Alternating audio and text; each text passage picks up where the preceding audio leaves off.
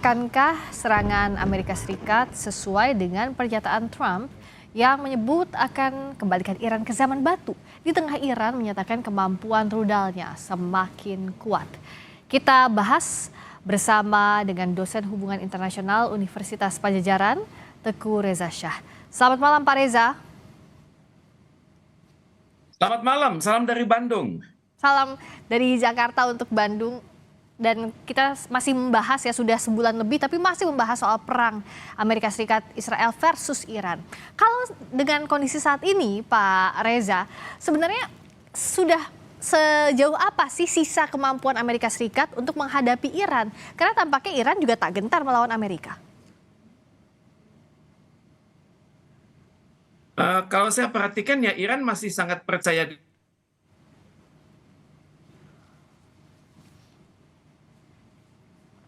Tampaknya ada kendala komunikasi, kita akan perbaiki dulu. Ada kendala sinyal dengan Teguh Reza Shah, Pak Reza. Saya pikir Iran masih bersemangat tinggi untuk melanjutkan perang karena mereka tidak percaya lagi pada apapun yang dikatakan oleh Amerika Serikat. Iran masih percaya diri. Tadi sempat terputus tapi saya sudah bisa mendengar kembali Pak Reza. Jadi Iran dilihat ya masih percaya diri. Tapi sebenarnya kalau Iran bilang, kalau Amerika Serikat bilang bahwa akan mengembalikan Iran ke zaman batu, ini apakah memang mereka bersungguh-sungguh kalau Anda baca atau ya hanya gertak sambal saja cywar kepada Iran?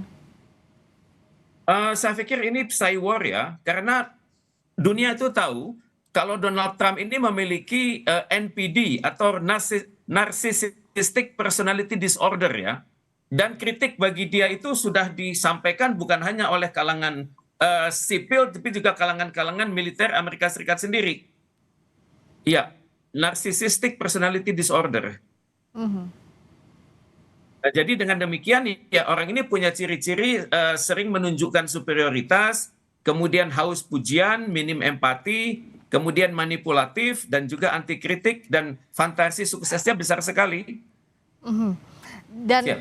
ya, dan kalau kita lihat kondisi saat ini kan sebenarnya hampir semua negara ingin perang ini segera berakhir. Tapi bagaimana berakhirnya? Karena Amerika Serikat bilang akan terus menyerang, tapi di sisi lain juga Iran bilang bahwa akan berperang sampai titik akhir. Tampaknya Amerika Serikat akan terus menyerang Iran karena ini targetnya belum selesai.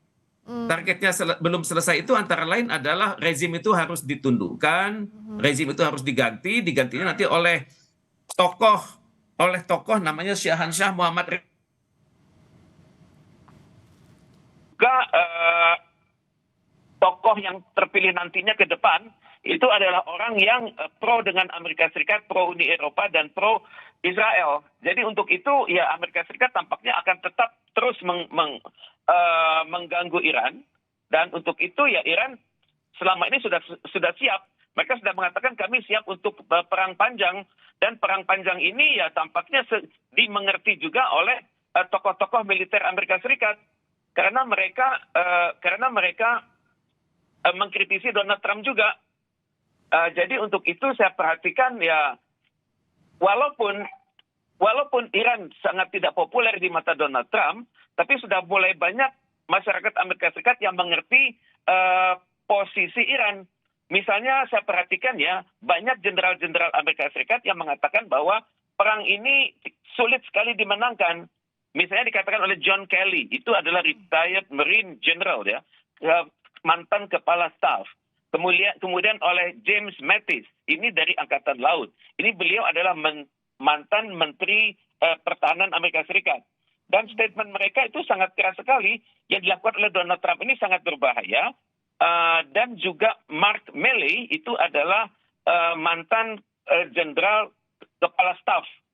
Itu mengatakan, jabatannya adalah former Joint Chief of Staff ya, mengatakan bahwa yang Donald Trump ini bertentangan sekali dengan prinsip-prinsip kemiliteran. Jadi Donald Trump ini sudah bergerak sendiri, tapi entah mengapa tidak kunjung di-impeach juga begitu. Ya terakhir kan Hegseth minta dana $200 miliar, mengatakan Iran itu adalah bad boy, dan bad boy itu harus segera disingkirkan. Dan untuk itu ya tanggapan dari Hegseth ini ya bertentangan juga dengan pandangan jenderal-jenderal lain. seperti Jenderal William Green ya, itu mantan komandan pelatihan untuk seluruh instalasi militer Amerika Serikat. Dia mengatakan apa yang dituduhkan oleh Amerika, apa yang sedang dijalankan oleh Donald Trump, yang dijalankan oleh Hexat itu adalah perbuatan kriminal begitu. Jadi para jenderal sendiri sudah tidak setuju, walaupun jenderal itu sudah banyak yang dipensiunkan oleh Donald Trump ya, tapi ya Donald Trump jalan sendiri begitu. Dan sekarang tinggal PBB apa yang akan dilakukannya, karena ini punya potensi besar menuju suatu perang dunia ketiga. Ya, jangan sampai itu terjadi. Tapi kalau kita lihat langkah Amerika Serikat beberapa hari terakhir, yang dihancurkan adalah fasilitas milik sipil, baik itu permukiman, lalu fasilitas farmasi terbesar di Iran, lalu jembatan tertinggi di Iran. Diharapkan pasokan militer terhadap militer Iran ini bisa terhambat. Apakah Anda melihat langkah Amerika Serikat ini tepat kepada Iran, atau Iran justru sudah mengantisipasi apa yang dilakukan AS saat ini? Iran saya pikir sudah mengantisipasi ya. Mereka selalu mengatakan kami ini sudah bertahan selama 4.000 tahun ya. Selama 4.000 tahun itu sebagian besar tanpa Anda begitu.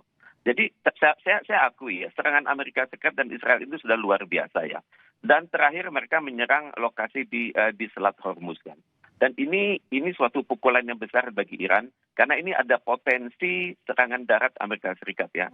Misalnya yang diserang itu adalah Qasem Island, kemudian 3 lokasi di Bandar Echaraq, kemudian pemboman tertinggi juga pemboman sangat strategis juga dilakukan di sekitar Bandar Echaraq dan Qasem Island, dan juga sasaran atas desalinasi fasilitas di pulau-pulau tersebut ini sangat serius. Dan juga saya berpikir dari hari ke hari Iran itu semakin terbebani ya, karena Selat Hormuz dia semakin tidak aman ya. Dan PBB juga tampaknya sudah mulai bersikap kepada negara-negara Teluk yang pro dengan Amerika Serikat ya.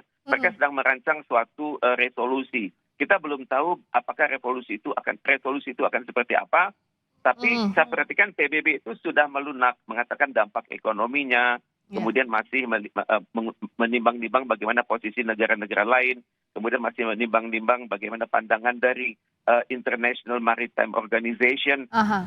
Ini memang ada kecenderungan ya, untuk kesekian kalinya PBB itu tidak tegas, tapi bagaimanapun juga saya sangat idealnya China dan Rusia itu mampu membangun satu draft resolusi di Dewan Keamanan PBB.